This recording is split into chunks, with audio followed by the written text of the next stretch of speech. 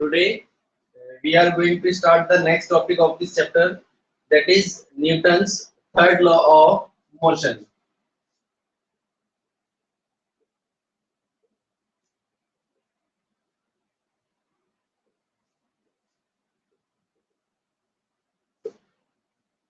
What is the Newton's third law of motion?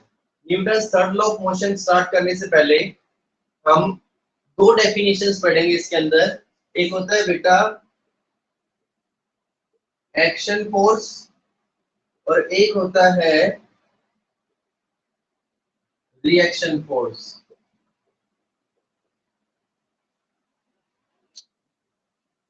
आवाज आ रही है आप सभी को? Yes, sir.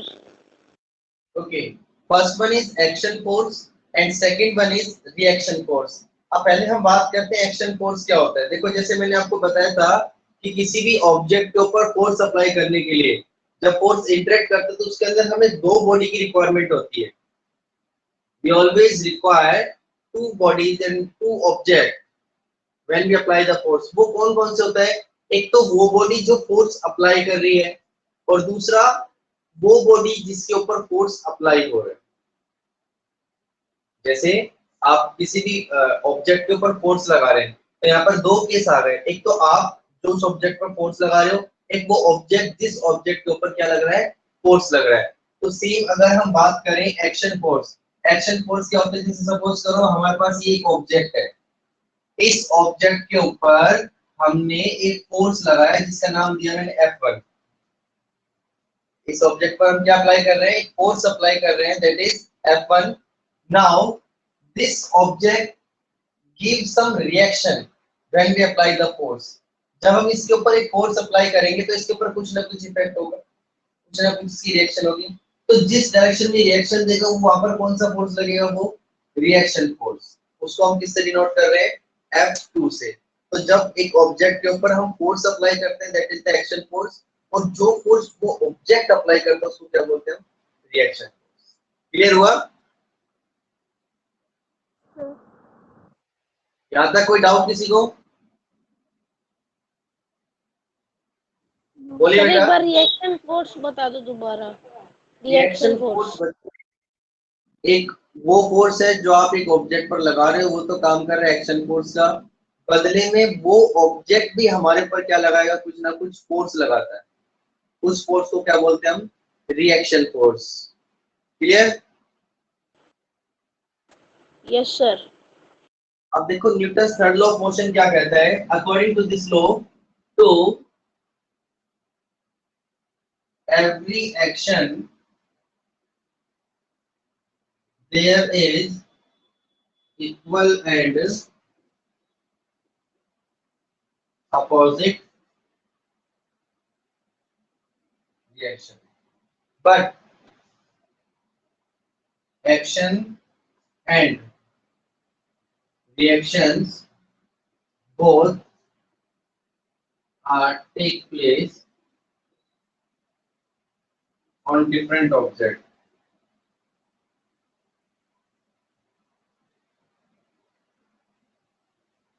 Newton third law of motion बोलता है बच्चे, to every action there is equal and opposite reaction. कि हर एक्शन के पीछे क्या होती है? इक्वल और अपोजिट, मतलब इक्वल ही रिएक्शन होगी, बट वो हाँ होगी कहां पर? अपोजिट डायरेक्शन में। तो दूसरा केस क्या है इसी के अंदर कि जो एक्शन और रिएक्शन हो रही है both are take place on the different body, दोनों अलग अलग बॉडी के ऊपर होगी। अब मैं ये तो थी साइंटिफिक लैंग्वेज, अब मैं आपको अपनी जनरल लैंग्वेज में बताता हूँ जो हम डे टू डे लाइफ के अंदर यूज करते हैं।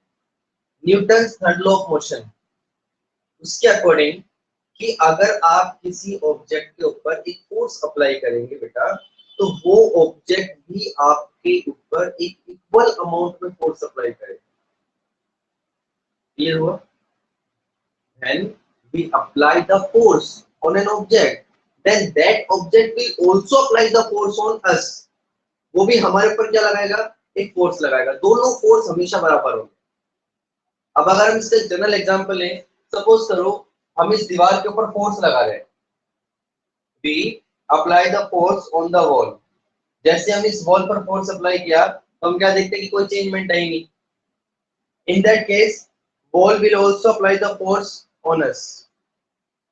बॉल भी क्या लगाएगा हमारे ऊपर, एक फोर्स लगाएगा। इसका पता कैसे लगेगा, जैसे अगर हम सिंपल एग्जांपल लें, सपोज करो हमने स्केटिंग पहन रखी है, हमने स्केटिंग पहन रखी है और अब हम क्या लगा रहे हैं, फोर्स लगा रहे हैं किसके ऊपर, वॉल पर। जैसे हमने स्केटिंग पहनी, हमने वॉल पर क्या लगाया, एक फोर्स लगाया। तो आपने देखा होगा जैसे हम इस पर फोर्स लगाते हैं तो वो भी हमारे पर फोर्स लगाएगी, हमारी जो स्केटिंग है वो क्या होगी, पीछे की तरफ मूव करेगी। इज इट यस और नो? Yes, sir. Yes, है sir. ना? और वो इक्वल डायरेक्शन मतलब इक्वल फोर्स के साथ मूव कर रही है। मींस जैसे ये हमारे पास एक बॉल है, हमने इसके ऊपर एक फोर्स अप्लाई किया, इस फोर्स को नाम दिया मैंने F1 का। We apply the force F1 on the ball.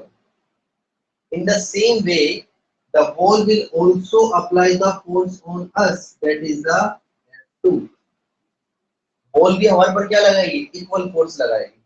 तो हम इसको शो क्या करते हैं, F1 is always equal to minus F2। F1 हमेशा किसके इक्वल होगा, F2 के। बट माइनस क्या इंडिकेट कर रहा है यहाँ पर, माइनस इंडिकेट कर रहा है the force that is applied by F2। मतलब जो F2 फोर्स लग रहा है वो F1 के अपोजिट डायरेक्शन में लग रहा है। F1 force is applied opposite to the direction of motion. Is it clear?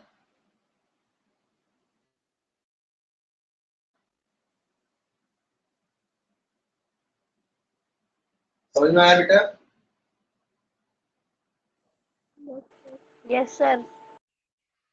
तो हमारे पास ये Newton third law of motion है कि जब भी हम किसी भी ऑब्जेक्ट के ऊपर एक फोर्स लगाते हैं तो वो ऑब्जेक्ट भी क्या लगाता है, हमारे ऊपर एक फोर्स लगाता है, but in opposite direction. Both the force means you can say that the magnitude of the force applied by two object will be same but their direction should be different. Means direction should be opposite. You can also say that कि जो उनकी direction है वो opposite होगी और जो force लगा रहे हैं वो हमेशा क्या होगा, इक्वल। अब इसके अंदर न्यूमेरिकल नहीं है Newton third law of motion में, इसकी आपकी बेटा एप्लीकेशंस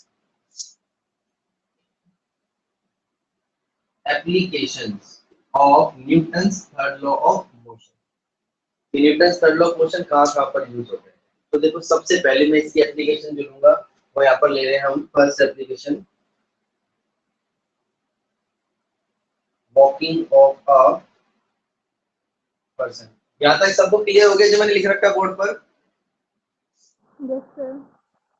रन कर रहा हूँ ताकि हम इस पर एप्लीकेशन में एग्जांपल के थ्रू समझा सकें। फर्स्ट एप्लीकेशन मैंने आपको बताई, walking of a person. Walking of a person में क्या होता है, देखो मींस जब हम चलते हैं तो न्यूटन का थर्ड लॉ फॉलो करते हैं। कैसे करेंगे वो आपको समझ, बी प्रैक्टिकल। देखो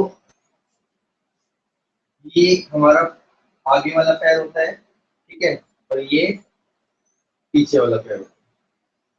जब हम चलते हैं तो एक पैर हवा में होता है बेटा, ठीक है, और दूसरा पैर आगे की तरफ, तो पीछे वाला पैर होता है वापस उठ के आगे की तरफ आता है। अब देखो इसमें क्या होता है, जैसे ही हमारा ये पीछे वाला पैर आगे उठ के आएगा तो ये अर्थ सरफेस पर क्या लगाएगा, फोर्स लगाएगा F1।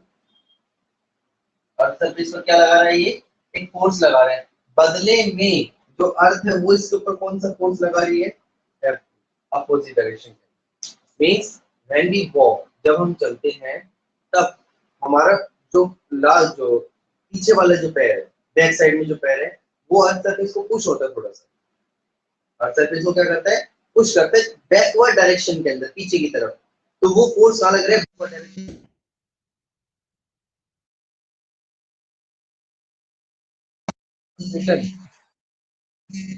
इन रिटर्न आज हमारे ऊपर क्या लगा रही है, जो फोर्स लगा रही है वो कौन सी लगा रही है, फॉरवर्ड डायरेक्शन के। समझ में आया ये पॉइंट सबको Yes, बेटा? sir. सभी को समझ में आया ये point? Anyone? Yes, sir.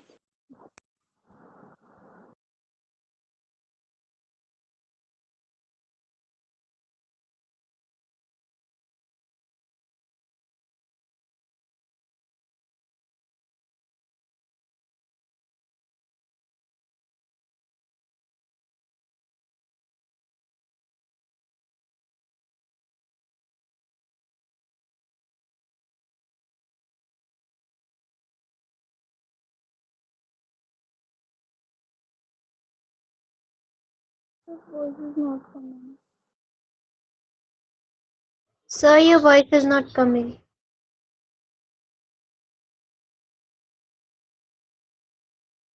Is not coming. जैसे ये हमारे पास एक होस्ट पाइप,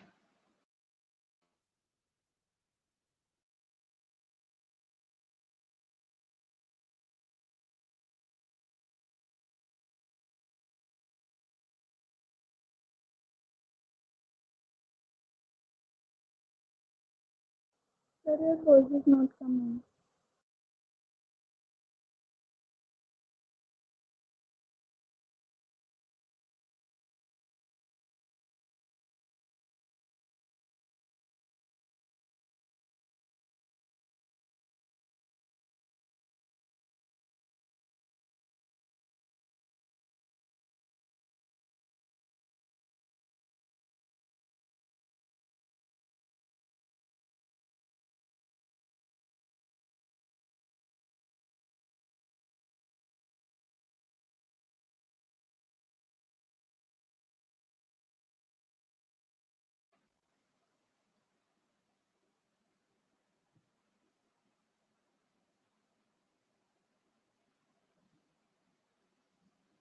आवाज आ रही बेटा?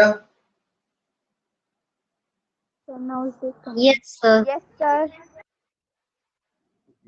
तो देखो होस्ट पाइप के केस में क्या होता है कि जैसे ही इस होस्ट पाइप में से वाटर बाहर इजेक्ट होता है प्रेशर के साथ, पानी बाहर निकल रहा है ऐसे, तो ये जो होस्ट पाइप है ये वाटर के ऊपर एक फोर्स लगा रहा है। कहाँ लगा रहा है?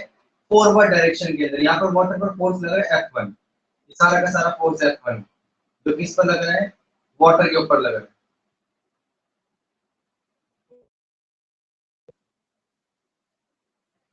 Host pipe apply the force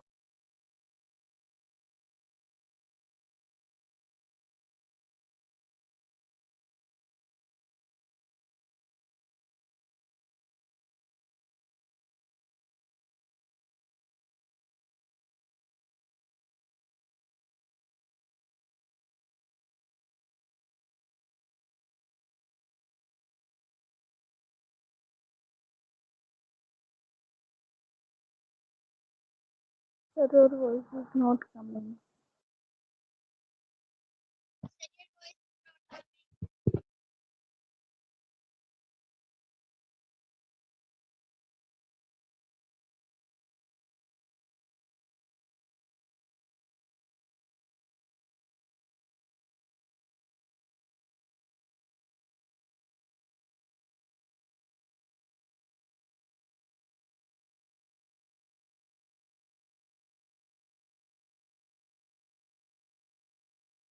Sir, your voice is not coming.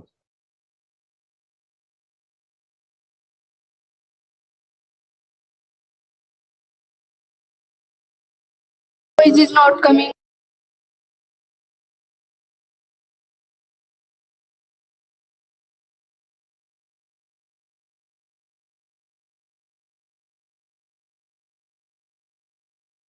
Sir, your voice is not coming.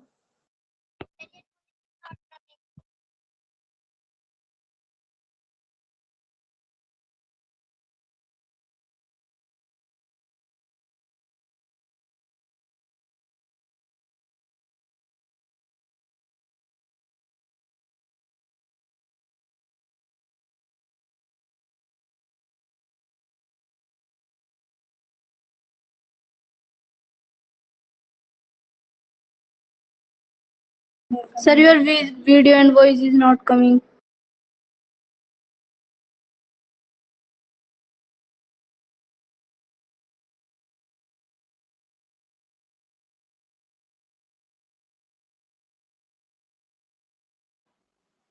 सामने आवाज आ रही है बेटा? Yes, sir. Yes, sir. Now it is Okay. coming. Now it is coming. तो जैसे ही हम कोई भी पाइप लगाते हैं सबमर्सिबल में, तो आपने देखा होगा उसका जो पानी का पाइप है वो ऐसे मूव करता है, वीविंग करता है। अगर हमने छोटा पाइप लगा रखा है तो कोई, क्या आपने कभी, बोलिए, हैव यू ऑब्जर्व दैट? कि जब भी हम कोई भी पानी का पाइप अगर सबमर्सिबल से कनेक्ट करते हैं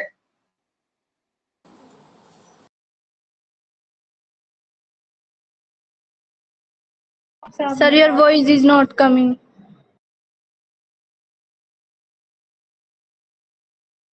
Yes, sir. और इस पाइप जैसे ही वाटर बाहर निकल रहा है तो वाटर के ऊपर फोर्स लग रहा है F1 और सेम वही वाटर उस पाइप पर क्या लगा रहा है force F2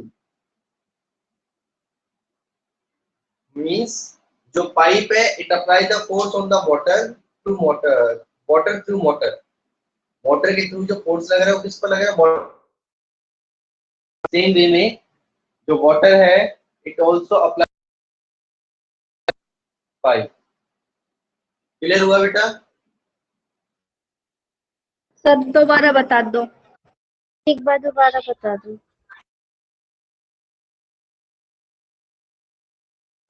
Sir, your voice is not coming.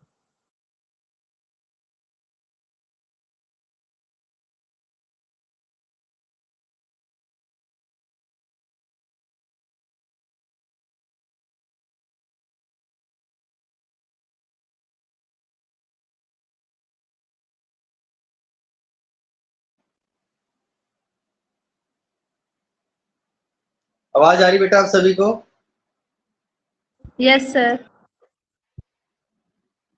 Sir दोबारा रिपीट कर दो. हाँ बेटा तो इसके अंदर ही जो वाटर है ये भी क्या लगा रहा है इसके ऊपर एक फोर्स लगा रहा है इस पर इस पाइप के ऊपर फोर्स लगाता है वाटर जिससे उस पाइप के अंदर मोशन शुरू हो जाता है that is the case of water pipe clear हुआ मींस हमें जो मेन पॉइंट इसमें समझना है वो यही है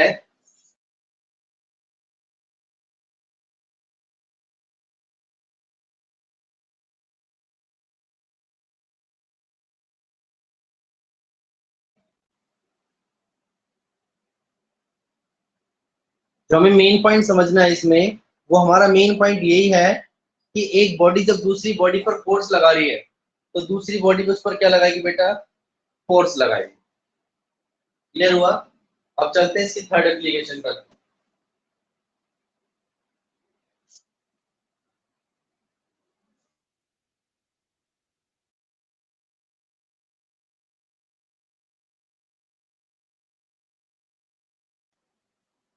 बोट बोट के केस में क्या होता है मींस करते हैं जब हम नाव से उतरते हैं तो भी हम किसको फॉलो करते हैं न्यूटन का थर्ड लॉ फॉलो करते हैं कैसे फॉलो करते हैं देखो जैसे ही आप नाव से उतरते हैं तो आप अपना एक पैर रखते हो बाहर और दूसरा पैर कहां पर होता है नाव के अंदर होता है is it clear Daksh Kaushik Yes, sir.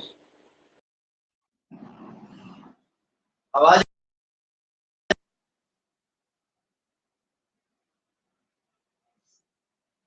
Sir clear नहीं है बीच बीच में चली जाती है. बेटा ये नेटवर्क इश्यू हो रहा है कुछ अब आ रही है आवाज Yes, sir. अब Yes, आ sir. रही है. तो जैसे ही हम बोट से उतरते हैं बेटा तो उसमें क्या होता है हम अपना एक पैर रखते हैं बाहर और दूसरा पैर हमारा कहाँ होता है स्टिल इन द बोट अभी तक वो किसमें बोट में जैसे हम दूसरा पैर बाहर रखते हैं तो क्या होता है बोट पर पीछे से फोर्स लगता है मींस जो बोट है वो कहाँ जाती है बैकवर्ड जाती है the boat always move backward and we move forward जैसे हम बोट पे से उतरते हैं तो हमारा जो फोर्स है वो कहाँ लग रहा है फॉरवर्ड डायरेक्शन में और हम बोट पर कहाँ फोर्स लगा रहे हैं बैकवर्ड डायरेक्शन के अंदर दोनों यहाँ पर फोर्स लग रहे हैं फॉरवर्ड डायरेक्शन के अंदर भी लग रहा है और बैकवर्ड डायरेक्शन के अंदर भी तो वो किसका केस है case of Newton's third law of motion when जब हम बोटिंग करते हैं और जैसे हम बोट से उतरते हैं तो हम क्या करते हैं उस पर फोर्स लगाते हैं बैकवर्ड डायरेक्शन में और बोट हमारे पर कहाँ लगाती है फोर्स अपवर्ड डायरेक्शन के अंदर ये समझ में आया बेटा आप सभी को Yes, sir. अब देखो थर्ड एप्लीकेशन आती है इसकी जेट एरोप्लेन की the case of jet aeroplane और रॉकेट रॉकेट और जेट एरोप्लेन के केस में क्या होता है देखो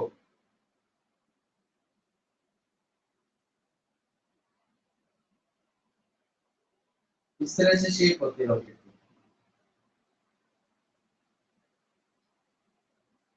ठीक है जी।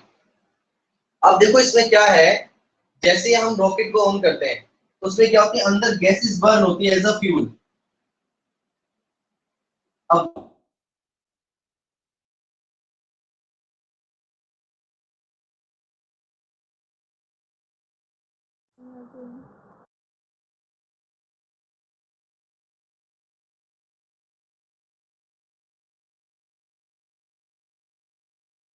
Sir, voice is not coming.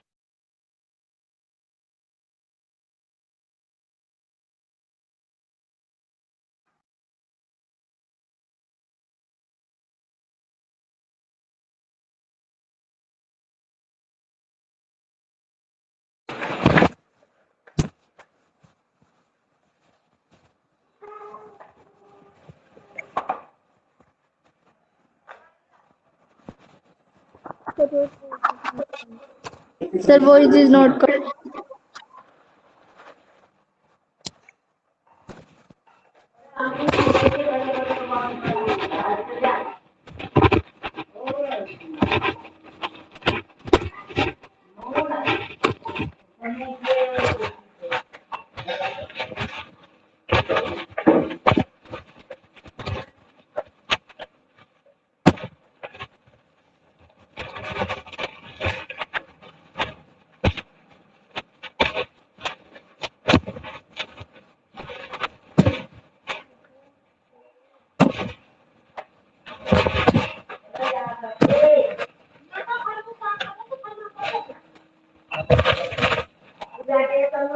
मेरी क्लास में 40 से पोचा में लगा दो तो काम कर रही थी।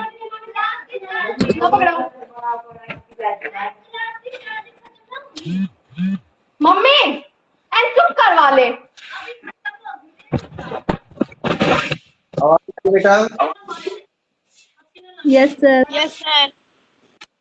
ओके, तो ये सभी एप्लीकेशन किसके, Newton third law of motion, jet aeroplane, rocket, और तीसरा इसके अंदर लिखते हैं यहाँ पर फायरिंग ऑफ अ गन।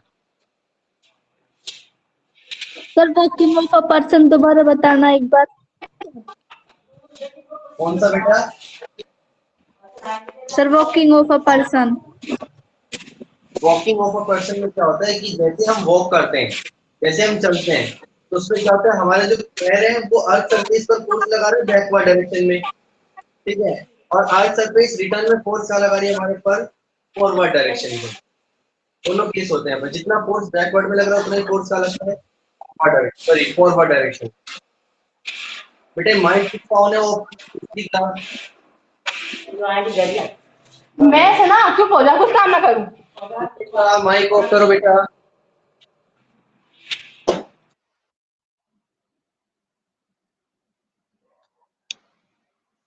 देखो इसके बाद आता है फायरिंग ऑफ अ गन, इसको हम बोल सकते हैं recoil of a gun. Recoil of a gun में क्या होता है,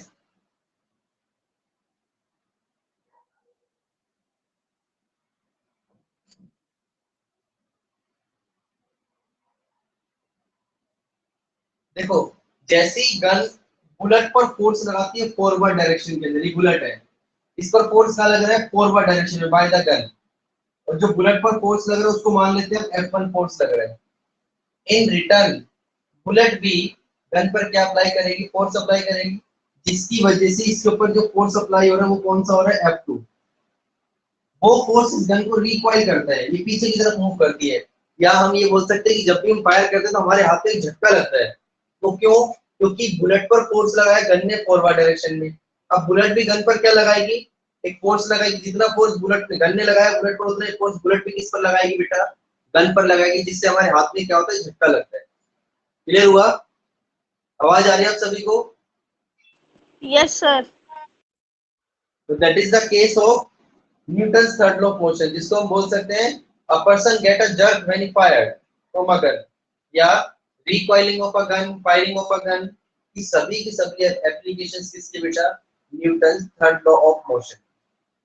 जो ये जो Newton third law of motion है बेटा, ये सबसे सिंपल और सबसे इजी लॉ है न्यूटन का।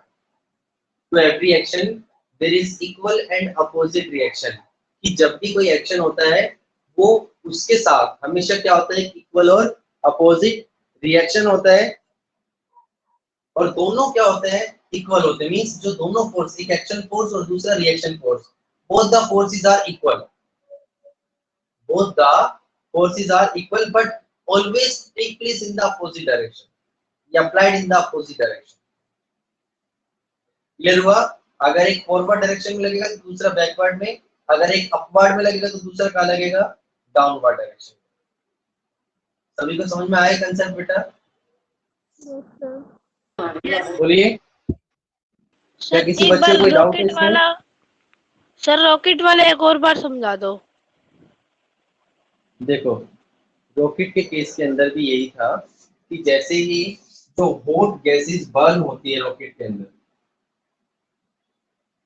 ठीक है, तो वो गैसेस क्या करती है, बाहर फोर्स लगाती है, इजेक्ट होती है जब, तो जो गैसेस है वो फोर्स कहाँ लगा रही है, डाउनवर्ड डायरेक्शन के अंदर, गैसेस फोर्स कहाँ लगा रही है, डाउनवर्ड डायरेक्शन में। अब बदले के अंदर न्यूटन के थर्ड लॉ ऑफ मोशन के अकॉर्डिंग इस रॉकेट के ऊपर फोर्स कहाँ लगेगा, अपवर्ड डायरेक्शन में, जिससे वो क्या होता है, स्पीड के साथ ऊपर जाता है। आपने देखा होगा बच्चों के बैलून आते हैं, उसमें अगर हम उसमें हवा भर के छोड़ते हैं तो देखा होगा बैलून ना ऊपर जाता है मूविंग करता हुआ, और लास्ट में नीचे गिर जाता है। क्यों? क्योंकि जब तक बैलून के अंदर एयर है, वो एयर कहाँ पर फोर्स लगा रही है, डाउनवर्ड डायरेक्शन में, क्योंकि एयर खत्म हो रही है डाउनवर्ड डायरेक्शन में, और बैलून पर फोर्स कहाँ लगता जा रहा है, अपवर्ड डायरेक्शन। क्लियर हुआ? Yes sir. Yes, sir. तो यहाँ Newton third law of motion जो है वो Sir, your voice is not coming.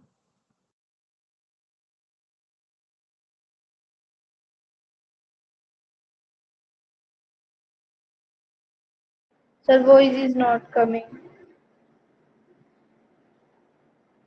Voice is not coming. Not clear.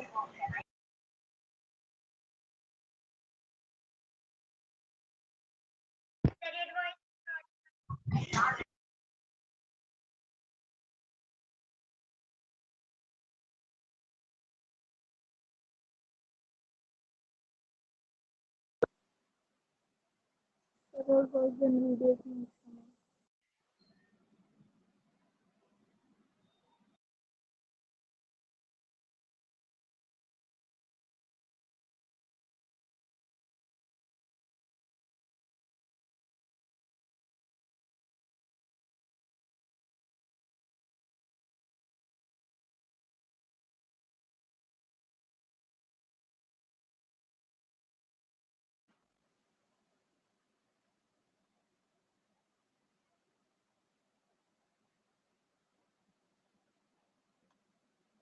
आवाज है बेटा, आवाज।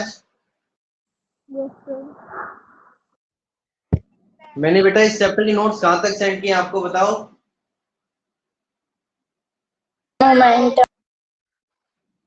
कहाँ तक बेटा?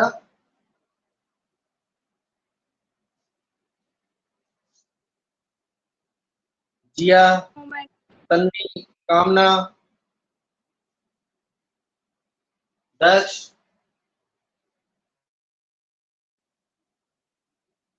मोमेंटम तक Sir, नोट्स सेंड moment. किया? Sir, momentum. मोमेंटम तक। मोमेंटम तक। Yes, sir. Sir, yes please sir. look moment. इससे आगे के नोट्स मैं आपको आज सेंड करूंगा, तो वहां तक आपको कंप्लीट लर्न भी करना है और Newton third law of motion को रिवाइज करना है। और बेटा नोटबुक सबकी कंप्लीट है? Yes, sir. Okay, time complete करना और इस टॉपिक को बेटा घर पर रिवाइज करना है। Okay Okay, sir. Okay Okay, बेटा, sir. Okay sir. क्लास को यहीं पर ओवर करते हैं। तो थैंक यू बेटा, God bless you, stay home, stay safe, Bye, sir. Bye sir. Bye bye. Sir. Bye, sir. Bye sir.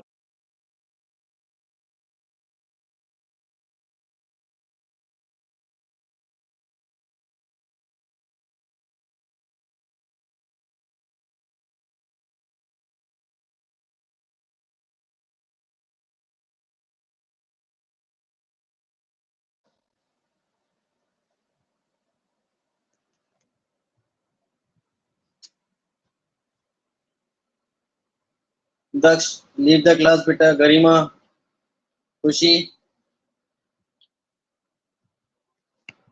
Mukul, Sunny leave the class.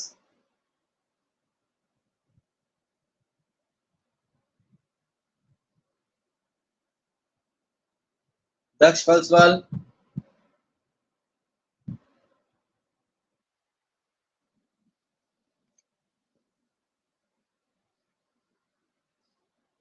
Garima,